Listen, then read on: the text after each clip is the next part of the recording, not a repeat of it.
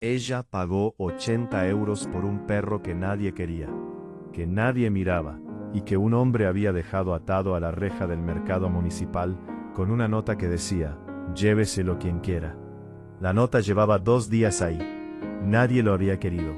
Cuando Marta llegó con la compra del sábado y lo vio, se paró.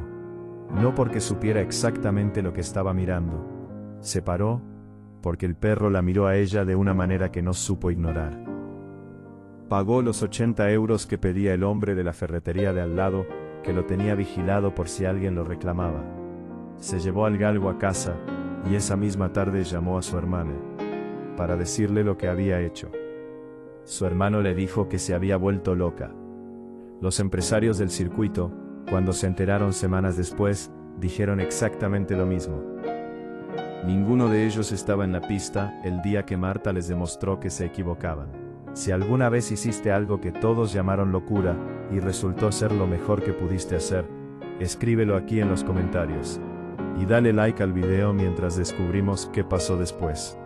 Marta tenía 33 años, y una vida que había construido ladrillo a ladrillo, sin que nadie le pusiera los ladrillos en la mano.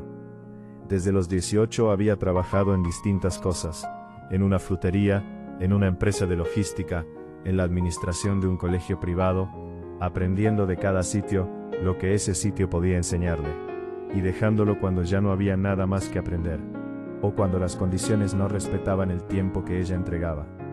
A los 28 había abierto su propio negocio, una pequeña gestoría en el local que antes era la zapatería de su madre, y a los 33, ese negocio era pequeño pero sólido, con clientela fija y una reputación de que Marta resolvía lo que otros enredaban, y no cobraba de más por hacerlo. Vivía sola en el piso de arriba del local. Era una vida ordenada, tranquila en el sentido correcto de la palabra, sin los dramas que ella había visto complicar la existencia de personas que merecían mejor. No tenía perro, no había tenido nunca, no había pensado en ello de forma seria, porque la gestoría le ocupaba tiempo y atención, y no le parecía justo tener un animal al que no pudiera dar lo que necesitaba. Hasta el sábado del mercado. El galgo era gris, de ese gris claro, que en algunas razas tira hacia plateado, cuando la luz da bien. Aunque ese día la luz no daba bien, porque hacía el cielo encapotado de los sábados de invierno, que aplastan los colores. Estaba sentado junto a la reja, con la correa atada al metal, y la espalda recta de los animales que han aprendido, que la postura es lo último que se pierde. La nota estaba escrita en un cartón, con rotulador negro. Marta la leyó 2 veces. Lo que la detuvo no fue la nota, fue la postura. Había algo en cómo ese perro estaba sentado, en cómo distribuía el peso, en cómo tenía las patas delanteras plantadas en el suelo, que no encajaba con el cartón, ni con la reja, ni con los 2 días esperando a que alguien lo quisiera.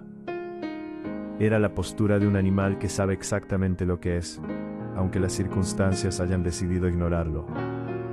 Marta entró en la ferretería. Preguntó por el perro. El ferretero, un hombre mayor que lo había estado vigilando, porque nadie reclamaba, y él no podía dejar que pasara algo, le dijo que había aparecido el jueves, con la nota, y que el dueño no había vuelto, que 80 euros había puesto el hombre en la nota, como precio, aunque con 2 días y nadie interesado, tampoco iba a ponerse exigente. Marta pagó los 80 euros, el ferretero le dio la correa, con el alivio genuino de quien lleva 2 días preocupado por algo, que no es su responsabilidad, pero que ha asumido porque no tenía otra opción con la conciencia. En casa, el galgo entró despacio, olfateó el perímetro de la cocina, el pasillo, el salón, con la metodología precisa de los animales que evalúan antes de decidir. Luego, fue hasta la alfombra del salón, se tumbó y cerró los ojos. Marta llamó a su hermano Dani. He comprado un galgo. Silencio al otro lado. ¿Un qué? Un galgo, de esos de carrera. Estaba atado a la reja del mercado con una nota. Más silencio. Marta, ya sé lo que vas a decir. ¿Un perro de carreras? ¿Tú, que no has tenido perro en tu vida? 80 euros, Dani. No es el precio, es la decisión. Una pausa larga. ¿Estás bien? Estoy muy bien. Ven a verlo mañana si quieres. Dani vino al día siguiente, miró al galgo con la expresión de quien intenta entender algo que no termina de cuadrar, y dijo: Marta, ese perro está en los huesos. Lo sé, por eso lo traje. ¿Y qué vas a hacer con él? Era la pregunta que Marta llevaba 24 horas haciéndose a sí misma, con una respuesta que iba tomando forma de algo que todavía no podía decir en voz alta, con toda la precisión que quería. Aún no lo sé del todo, dijo, pero lo estoy pensando. Lo que estaba pensando llegó a ser pensamiento concreto en la primera visita al veterinario. El veterinario era un hombre llamado Aurelio Sanz, que llevaba la clínica del barrio desde hacía 15 años y que conocía a Marta de cuando su madre traía al gato de la zapatería a revisión. La recibió con el galgo sin sorpresa excesiva, porque había visto cosas más inesperadas en sus 15 años de profesión. La revisión fue completa, y tardó más de lo habitual, porque Aurelio era de los veterinarios que prefieren tardar el tiempo necesario, ahorrar 5 minutos, y perderse algo. Cuando terminó, se lavó las manos y habló con la sencillez directa que tenía. Desnutrición moderada, resoluble con alimentación adecuada en 4 a 6 semanas. No hay lesiones activas. Hay una cicatriz en el muslo izquierdo de hace tiempo que está bien curada y no afecta a la función. El corazón es grande. Se detuvo en eso. Grande en el sentido técnico. El volumen cardíaco de este animal es de los que no se ven frecuentemente. Es una característica que tienen algunos galgos de líneas muy específicas de carrera de larga historia. La miró. ¿Sabes algo de su origen? Nada.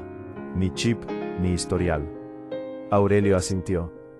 Alguien lo crió con mucho cuidado, y luego tomó la decisión de deshacerse de él, por razones que no vamos a conocer. Hizo una pausa. ¿Qué piensas hacer? Marta llevaba desde la noche anterior buscando información. Había leído sobre galgos de carrera, sobre el circuito regional, sobre los tiempos, sobre lo que distingue a un animal de élite de uno ordinario. Y había encontrado algo que le había hecho volver a mirar al galgo, tumbado en la alfombra del salón, con ojos diferentes. Quiero que corra, dijo. Aurelio la observó un momento. ¿En competición? Sí. El veterinario procesó eso. No es imposible. Con la recuperación correcta y el entrenamiento adecuado, un animal con este corazón podría competir a nivel regional. Teóricamente. Hizo énfasis en la palabra. Prácticamente hay muchas variables que no controlas. ¿Cuáles son las que sí controlo? Aurelio apreció la pregunta. Era la pregunta de alguien que gestiona, que separa lo manejable de lo que no lo es. La alimentación, la recuperación, la revisión médica, y encontrar a alguien que sepa entrenarlo. El alguien que supiera entrenarlo fue lo más difícil de resolver, y lo que tardó más. Marta preguntó a Aurelio. El primero ya no entrenaba. El segundo vivía a 40 kilómetros. Y cuando Marta llamó y explicó la situación, el hombre respondió con un silencio largo, y luego preguntó si el perro tenía historial. Cuando Marta dijo que no había ningún historial conocido, el hombre dijo que sin historial era difícil saber con qué se estaba tratando, y que lo sentía mucho, pero que su tiempo era limitado. El tercero nombre no vino de Aurelio, vino de la clienta de la gestoría que Marta atendió un martes, y que cuando Marta le comentó el asunto, porque la conversación derivó hacia allí, dijo que su cuñado había entrenado galgos durante años, antes de instalarse en el pueblo vecino.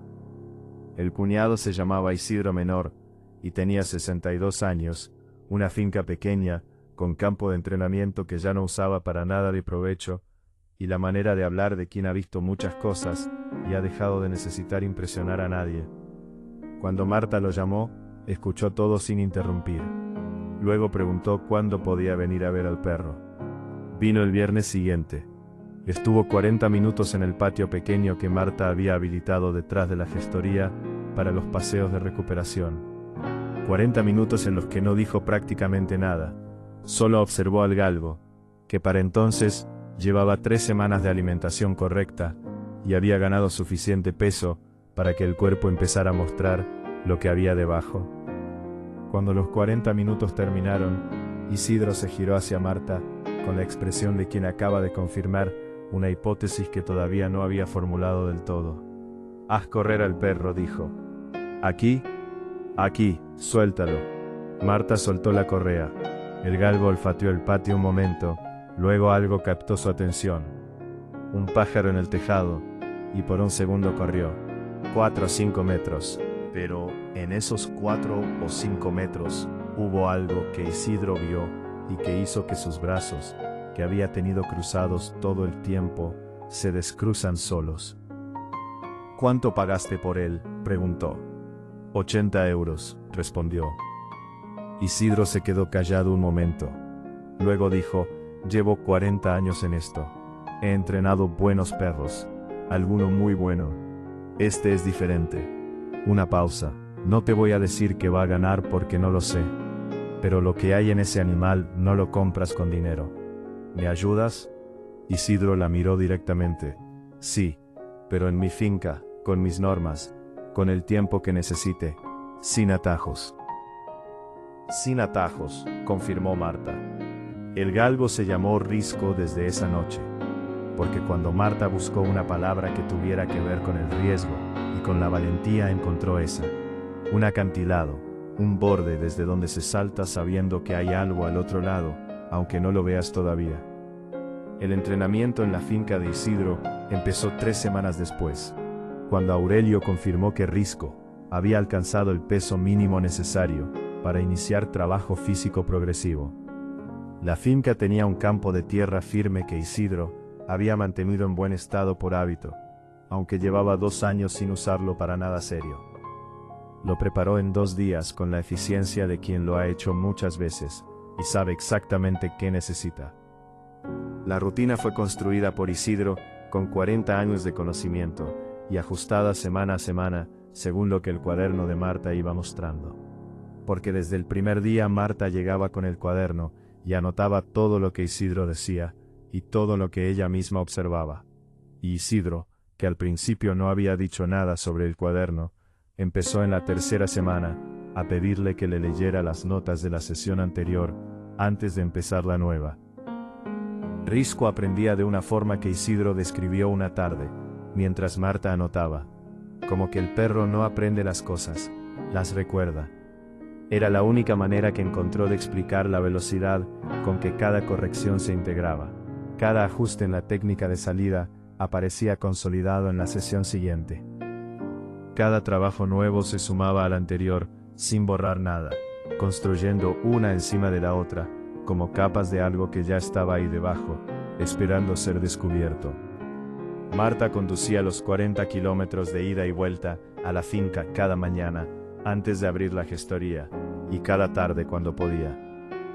Los clientes de la gestoría notaron que llegaban más temprano que antes, que los temas que siempre habían tardado 2 días en resolverse, empezaban a resolverse en 1, que Marta había encontrado algo que le había afinado la concentración de una manera que no sabían nombrar, pero que se notaba. Dani, el hermano, vino a la finca en la 4ª semana de entrenamiento.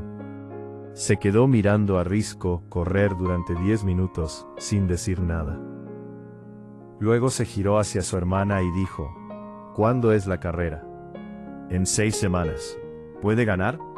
Marta miró a Isidro, que estaba al lado, anotando algo en su propio cuaderno que había empezado a llevar, paralelo al de ella. Isidro no levantó la vista. Puede, dijo sin más. Dani asintió. No pidió más detalles. Era suficiente viniendo de Isidro, a quien acababa de conocer ese día, pero que tenía esa calidad de las personas cuyas palabras pesan exactamente lo que dicen que pesan. La noticia de la inscripción de Risco en la carrera regional llegó al circuito de una forma que Marta nunca llegó a rastrear del todo. Isidro le dijo que no hacía falta rastrearlo, porque en ese mundo la información siempre llegaba, y lo que importaba no era cómo, sino estar preparado para cuando llegara la reacción. La reacción llegó en forma de 3 contactos en 4 días. El primero fue una llamada al número de la gestoría de parte de un hombre que se presentó como representante de Ignacio Tuz, el más poderoso de los 4 empresarios que controlaban el circuito regional. Tuz tenía dinero de la construcción, criaderos en 2 provincias y la costumbre de no perder, que viene de llevar mucho tiempo ganando. El representante fue educado y concreto. El señor Tus había sabido del galgo de Marta y estaba interesado en conocerla para hablar de posibles colaboraciones que beneficiaran a ambas partes. Marta dijo que tomaría nota y que ya llamaría si le parecía oportuno. El segundo contacto fue de las hermanas Pratt, Dolores y Ana, que llevaban el criadero familiar con una combinación de tradición y modernidad que les había dado resultados consistentes en los últimos 10 años. Ana Pratt apareció directamente en la gestoría un miércoles a media mañana, sin llamar antes, con la postura de quien está acostumbrada a que su presencia no necesita anunciarse. Se sentó en la silla de los clientes y fue directamente al punto, con una honestidad que Marta agradeció, porque era el tipo que no necesita envoltura. Hemos oído hablar de su galgo, de alguien que lo conoce y que lo ha visto entrenar. Ana cruzó las manos sobre la mesa. Si lo que nos han dicho es la mitad de verdad, ese perro merece correr con estructura. Nosotras podemos ofrecerle esa estructura: instalaciones, veterinario especializado, red de contactos, callejón en los recintos importantes. Usted mantiene la propiedad y recibe el 45% de los premios. Marta escuchó todo. Luego preguntó: ¿qué pasa si prefiero competir sola? Ana Pratt no cambió la expresión. Que puede hacerlo. Nadie va a impedírselo. Una pausa pequeña. Pero hay cosas en este circuito que son más fáciles si tienes a alguien de dentro a tu lado, y más difíciles si tienes a alguien de dentro en contra. ¿Es una advertencia? Es información. Ana se levantó. Piénselo. Sabe dónde encontrarnos. El tercer contacto fue el más inesperado. Un mensaje de texto al móvil de Marta de un número que no tenía guardado. Soy Ramón Viera. Tengo un criadero en el norte de la provincia. No compito contra Tous ni contra las Pratt. Solo quiero que sepa que si su perro es lo que dicen, merece correr con quien lo rescató. Suerte. Marta leyó el mensaje 3 veces. Lo guardó sin responder, porque necesitaba tiempo para entender qué hacer con alguien que le deseaba suerte, sin pedir nada a cambio. Le contó todo a Isidro esa tarde en la finca. Isidro escuchó cada cosa, en orden. Cuando Marta terminó, el hombre se quedó callado, mirando el campo donde Risco había terminado el entrenamiento, y pastaba tranquilo en el extremo. ¿Qué quieres hacer?, preguntó Isidro. Competir sola, con mi nombre y con mi perro. Isidro asintió una vez. Era la respuesta que esperaba. Entonces prepárate para que las cosas no sean fáciles los próximos días. No fueron fáciles. El veterinario que Aurelio le había recomendado como segundo especialista en medicina deportiva canina de la zona, llamó para decir que por motivos de agenda, no podría atender a Risco en adelante. El campo de la finca de Isidro tuvo una visita del ayuntamiento para revisar un supuesto problema de licencia, que resultó no existir, pero que tardó 4 días en resolverse. Y en la página del foro, donde la comunidad del circuito regional debatía las carreras próximas, alguien publicó un comentario preguntando con sorna si era verdad que este año iba a participar una gestora sin experiencia con un perro sin historial recogido de la basura. Marta leyó el comentario, abrió el cuaderno, anotó la fecha y escribió: siguen igual. Luego fue a entrenar. Fue en la 8ª semana, faltando 9 días para la carrera, cuando el problema llegó. Era una sesión de tarde con buena luz, y Risco en uno de sus mejores días de entrenamiento, cuando en la 5ª repetición de la serie larga, el perro redujo la velocidad, de forma abrupta, en el último tercio de la recta. Isidro lo vio antes que Marta. Levantó la mano, y Marta paró el cronómetro. Llamaron a Risco. El galgo vino sin cojear, sin señal obvia de dolor, pero con una cautela en la pisada trasera derecha, que no era su patrón normal, y que ambos reconocieron al mismo tiempo. Aurelio vino esa misma tarde. La revisión fue larga y detallada. El diagnóstico llegó con la precisión que Aurelio tenía para todo. Tensión del tendón flexor digital profundo de la extremidad posterior derecha.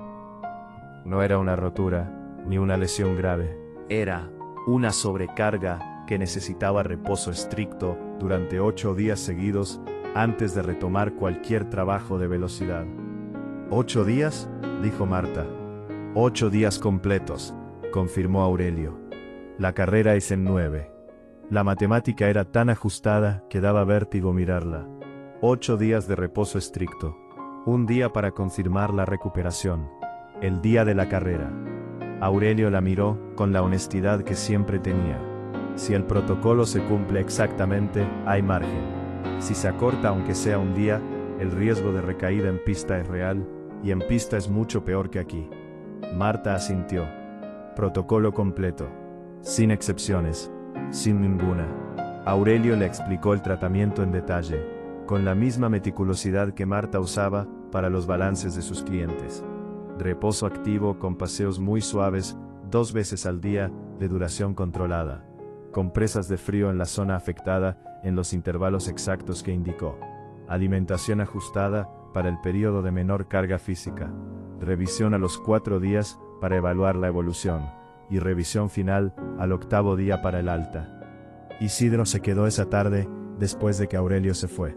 Se sentó en el banco del campo con Marta y estuvieron un rato en silencio mirando a Risco, que estaba tumbado en el extremo del campo con esa calma que tenía para los momentos de descanso. ¿Lo retiramos?, preguntó Isidro. No como sugerencia, como pregunta real. Marta tardó en responder. Estaba calculando, no el riesgo en abstracto, sino cada variable concreta, el protocolo, los tiempos, el estado del perro, lo que Aurelio había dicho y lo que no había dicho. No, dijo finalmente, si el protocolo funciona como Aurelio dice, estamos bien, y Aurelio no dice cosas que no cree. Isidro asintió. Entonces lo hacemos bien.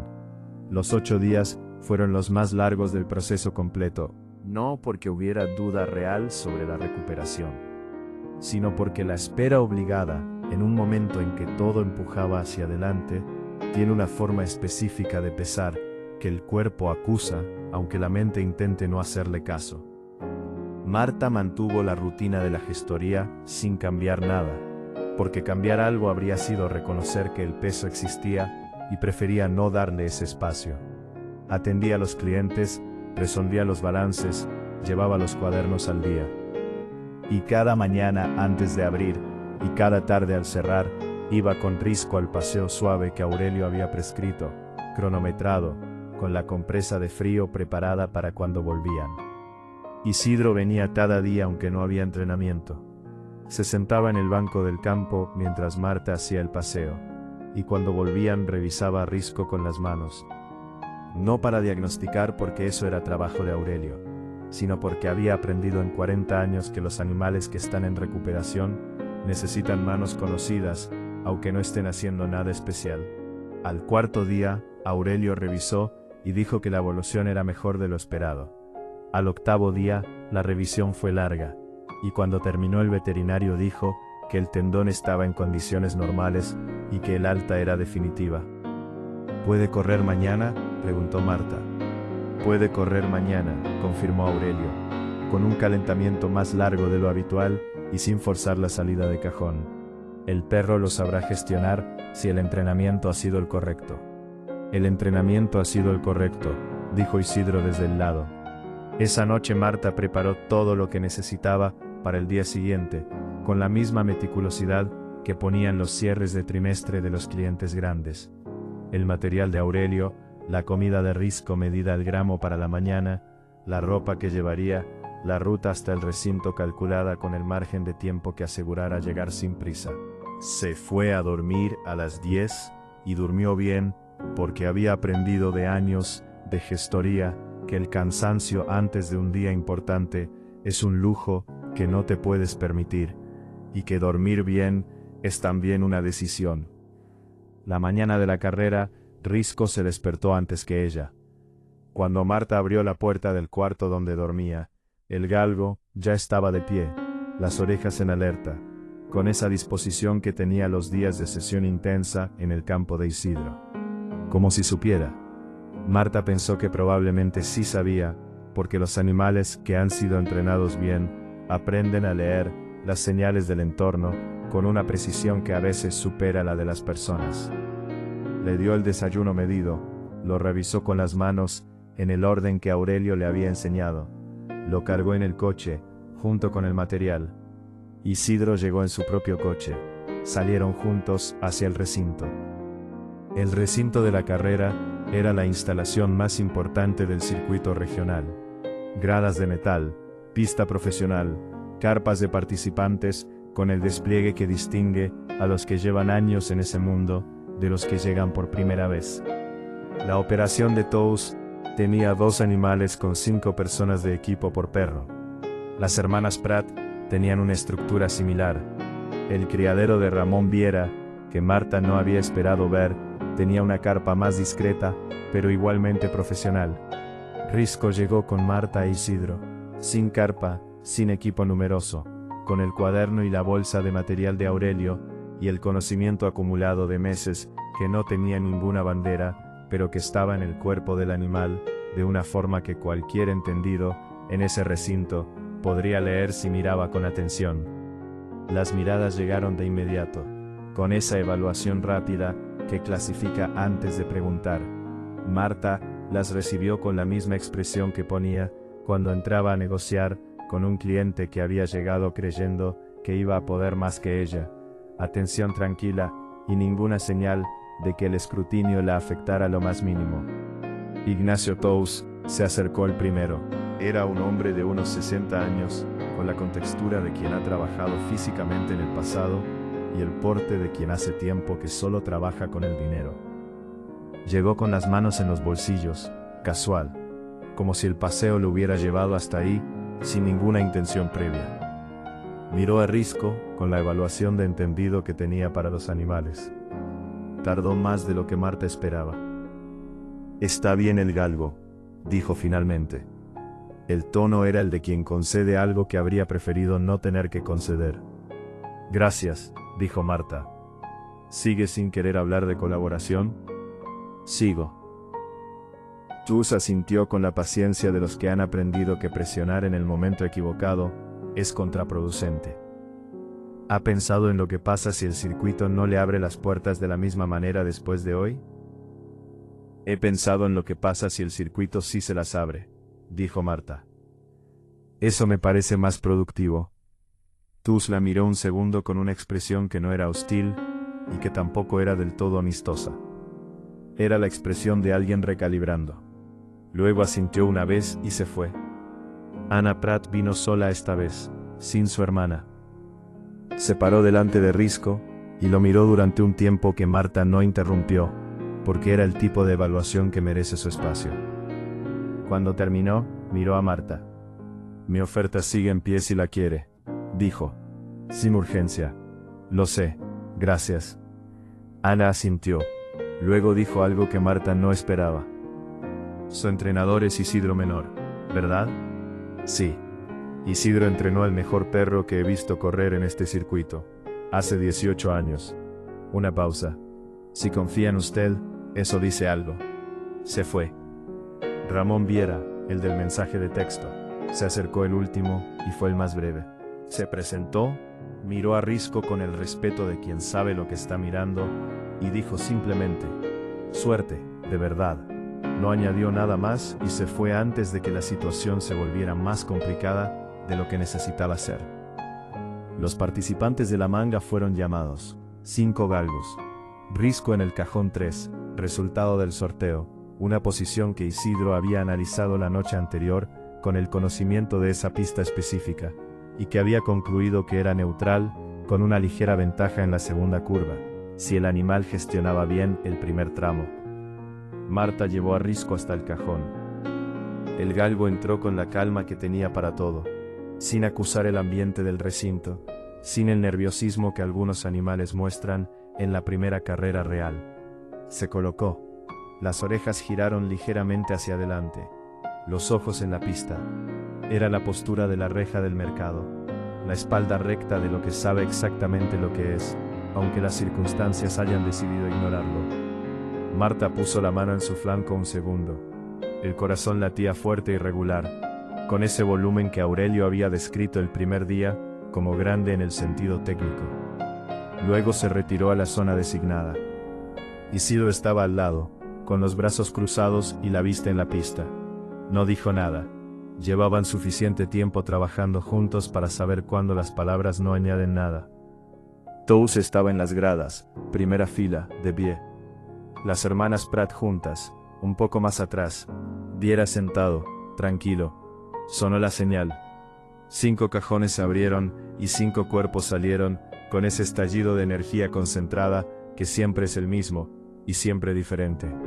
Risco salió limpio del cajón 3, sin perder tiempo en la transición, y se colocó tercero en los primeros metros detrás del galgo de Tous, que había abierto con fuerza desde la posición 1, y del galgo de las Pratt, que salió segundo con la explosión de un animal muy bien preparado para los primeros metros.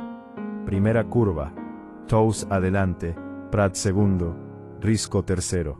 El orden que los entendidos en las gradas esperaban, con el galgo desconocido en la posición que le correspondía según la lógica del circuito. En la primera recta larga, Risco empezó a correr de verdad. No fue la explosión de los que queman todo en la salida.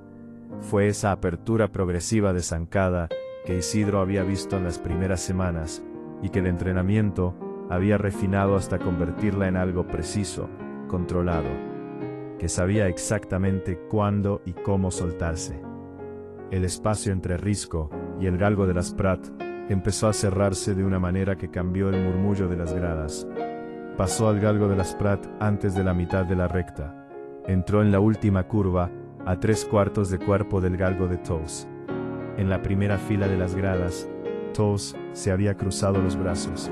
La recta final fue donde ocurrió lo que el cuaderno de Marta había anticipado en números durante semanas, y que los números no podían transmitir del todo, porque los números son precisos, pero el movimiento de un animal que corre al límite de lo que puede dar, tiene algo que ningún número captura completamente.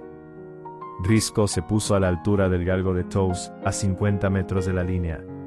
No fue una photo finish, no fue el tipo de final que necesita revisión técnica, porque ambos llegaron tan juntos que el margen era cuestionable.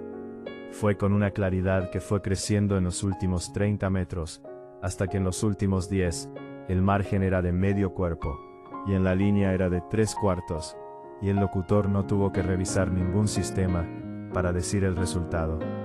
Risco cruzó la línea primero. Las gradas tardaron ese segundo que tarda lo inesperado en procesarse. Luego el sonido fue el de los momentos que no estaban en ningún guión. Marta cruzó la valla y fue hasta Risco. El galgo estaba parado al otro lado de la línea, el pecho trabajando fuerte, los ojos todavía en la pista, con esa atención que no se apaga de golpe. Cuando Marta llegó, la miró, con esos mismos ojos que la habían mirado desde la reja del mercado el sábado de invierno, con el cielo encapotado. Puso la mano en su costado. Sintió el corazón, grande en el sentido técnico, latiendo con la fuerza de algo que ha dado todo y tiene todavía. No dijo nada. Había cosas que no necesitaban palabras, porque ya estaban dichas desde antes de que empezaran. Aurelio llegó y revisó a Risco con eficiencia. El tendón perfecto, recuperación completa, animal en plena forma. Isidro llegó detrás, puso la mano en el cuello del galgo un momento, lo retiró y miró a Marta con esa expresión que tenía cuando algo salía exactamente como debía salir. Ignacio Tous llegó el primero de los empresarios. Solo, sin el equipo, se paró frente a Risco y lo miró durante un tiempo. Luego miró a Marta. 80 euros, dijo. Conocía el precio porque en ese circuito todo circulaba. 80 euros, confirmó Marta. Tous asintió despacio, con el gesto de quien está colocando un dato en el lugar correcto de un mapa que creía conocer, y que resulta que tenía un territorio que no había cartografiado. ¿Qué quiere para la próxima temporada? Competir, con mi perro, con mi entrenador y con mi nombre. Y si le ofrezco las instalaciones de mi criadero para el entrenamiento, sin ninguna condición sobre la propiedad ni los resultados. Marta lo miró. Era la primera vez que Tous ofrecía algo sin pedir nada a cambio.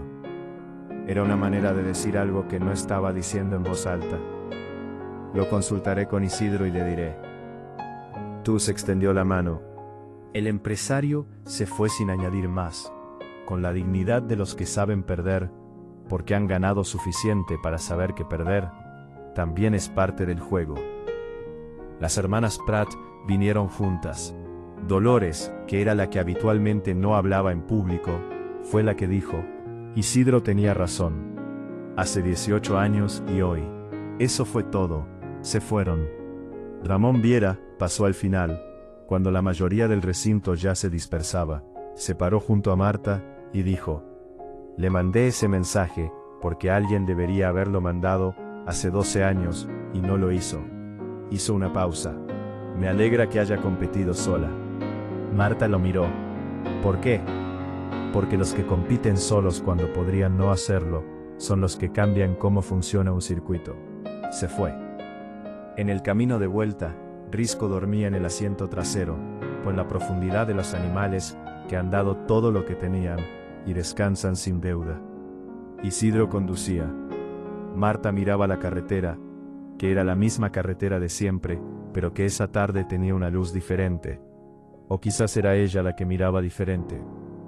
En algún punto del camino, Isidro dijo: 18 años guardé lo que aprendí con aquel perro, sin saber muy bien para qué.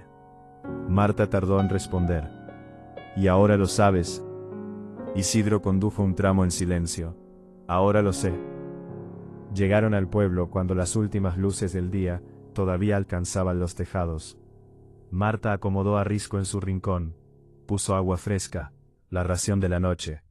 El animal comió con calma, levantó el hocico, la miró un segundo, luego se tumbó con ese suspiro largo que tenía para los finales de los días que habían valido la pena. Marta abrió el cuaderno, anotó los datos de la carrera, los tiempos, las observaciones, y, en el margen, en la letra pequeña que reservaba para las cosas que no eran para nadie más que para ella, escribió 80 euros, y lo que no tenía precio. Valió cada cosa.